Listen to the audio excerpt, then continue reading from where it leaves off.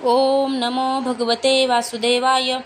तर आपण श्रीमद भागवत महापुराण पाहत आहोत आणि त्यातील हा आपला तृतीय स्कंदातील अध्याय 32व्या अध्यायामध्ये आपण धूम मार्ग आणि अर्चिरादी मार्गाने जाणाऱ्यांच्या गतीचे आणि भक्तियोगाच्या उत्कृष्टतेचे वर्णन पाहणार आहोत. श्री कपिल म्हणतात, हे माते, जो पुरुष घरातच राहून सकाम भावाने गृहस्थ धर्माचे पालन करतो आणि त्याचे फळ म्हणून अर्थ आणि काम यांचा भोग घेऊन पुन्हा पुन्हा तेच करीत राहतो, तो निरनिराळ्या कामनांनी मोहित झाल्या कारणाने भगवत मार्गापासून विन्मुख होतो आणि श्रद्धेने यज्ञांनी देव आणि पितर यांचीच आराधना करीत राहतो. त्याची बुद्धी त्याच प्रकारच्या श्रद्धेशी निगडीत राहते. देव आणि पितर हेच त्याचे उपास्य होत, म्हणून तो चंद्रलोकात जाऊन सोमपान करतो आणि पुन्हा पुण्य क्षीण झाल्यावर या लोकात परत येतो. ज्यावेळी प्रलयकालात शेषशायी भगवान शेषशय्येवर शयन करतात, त्यावेळी गृहस्थाश्रमातील सकाम लोकांना प्राप्त होणारे हे सर्व लोकही लयाला जातात. जे विवेकी मनुष्य आपल्या धर्माचा अर्थ आणि भोगासाठी उपयोग करीत नाहीत, सर्व भगवंतांच्या प्रसन्नतेसाठीच ते त्यांचे पालन करतात. ते अनासक्त, प्रशांत, शुद्धचित्त, निवृत्ती धर्मपरायण, ममतारहित आणि अहंकारशून्य पुरुष स्वधर्म पालनरूप सत्वगुणांमुळे पूर्णपणे शुद्धचित्त होतात. ते शेवटी सूर्यमार्गाने अर्चित मार्ग किंवा देवयान मार्ग, सर्वव्यापी कार्यकारणरूप जगाचा नियंता, संसाराचे उपादान कारण आणि त्याची उत्पत्ती, पालन व संहार करणाऱ्या पूर्ण पुरुषालाच होतात. जे लोक परमात्मदृष्टीने हिरण्यगर्भाची उपासना करतात, ते दोन परार्धांनी होणाऱ्या ब्रह्मदेवाच्या प्रलयापर्यंत त्यांच्या सत्यलोकातच राहतात. ज्यावेळी देवतांपेक्षाही श्रेष्ठ ब्रह्मदेव आपल्या दोन परार्ध कालपर्यंत अधिकार भोगून पृथ्वी, जल, अग्नी, वायू, आकाश, मन, इंद्रिय त्यांचे विषय आणि अहंकारादित सहित संपूर्ण विश्वाचा संहार करण्याच्या इच्छेने त्रिगुणात्मक प्रकृतीबरोबर एकरूप होऊन निर्विशेष परमात्म्यामध्ये लीन होऊन जातो, त्यावेळी प्राण आणि मन यांना जिंकलेले ते विरक्त योनिजन सुद्धा देहाचा त्याग करून त्या भगवान ब्रह्मदेवातच प्रवेश करतात आणि पुन्हा त्यांच्याच बरोबर परमानंद स्वरूप पुराणपुरुष परब्रह्मामध्ये लीन होऊन जातात. त्या अगोदरच ते भगवंतात लीन होत नाहीत, कारण त्यांच्यामध्ये अहंकार शिल्लक असतो.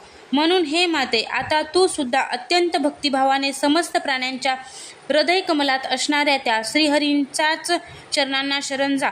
तू सुद्धा माझ्याकडून त्यांचा प्रभाव ऐकलाच आहेस. वेदांचे अंतरंग जाणणारे, सर्व स्थावर जंगम प्राण्यांचे अधिकारण ब्रह्मदेव सुद्धा, मरीची आदी ऋषी, योगेश्वर, सनकादिक, तसेच योग प्रवर्तक सिद्धांसहित निष्काम कर्मामुळे आदी पुरुष श्रेष्ठ सगुण ब्रह्माला प्राप्त होऊन सुद्धा भेददृष्टी आणि कर्तृत्वाभिमान यामुळे भगवत इच्छेने जेव्हा सृष्टी उत्पन्न होण्याची वेळ येते, तेव्हा कालरूप ईश्वराच्या प्रेरणेने गुणांमध्ये क्षोभ झाल्याने पुन्हा पूर्ववत प्रकट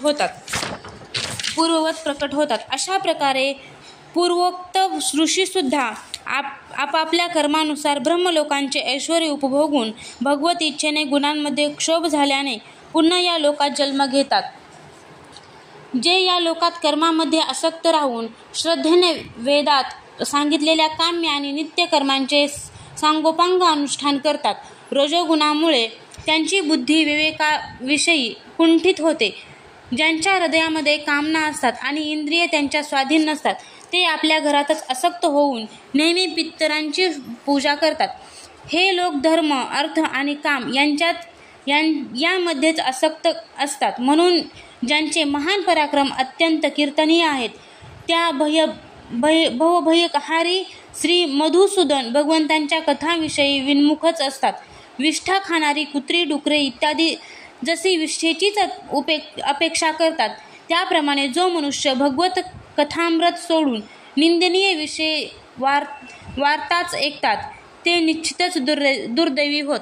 गर्भाधानापासून अंत्येष्टीपर्यंत सर्व संसार करणारे हे लोक दक्षिण दिशेकडील पितृयान किंवा धूम मार्गाने पितरांचे ईश्वर असणाऱ्या आर्यमांच्या लोकात जातात आणि पुन्हा आपल्याच संततीच्या वंशामध्ये उत्पन्न होतात. हे माते, पितृलोकातील भोग भोगल्यानंतर जेव्हा यांचे पुण्य क्षीण होते तेव्हा देवता त्यांना तेथील ऐश्वर्यापासून दूर करतात आणि पुन्हा त्यांना लाचार होऊन ताबडतोब याच लोकात येऊन पडावे लागते. म्हणून हे माते, ज्यांचे चरणकमल नेहमी भजन पूजन करण्यायोग्य आहेत, त्या भगवंताचे तू त्यांच्या गुणांचा आश्रय करणाऱ्या भक्तीने सर्व भावाने भजन कर. भगवान वासुदेवांविषयी भक्तियोग ताबडतोब वैराग्य आणि ब्रह्मसाक्षात्कार रूप ज्ञानाची प्राप्ती करून देतो. जेव्हा इंद्रियांच्या वृत्तीमुळे भगवत भक्तांचे चित्त सम राहून प्रिय अप्रिय अशा विषमतेचा अनुभव करीत नाही, त्यावेळीच तो भक्त निसंग सर्वांमध्ये समान असणाऱ्या त्याग आणि ग्रहण यांनी रहित अशा ब्रह्मपदावर आपण आरूढ झाल्याचा साक्षात्कार करून घेतो.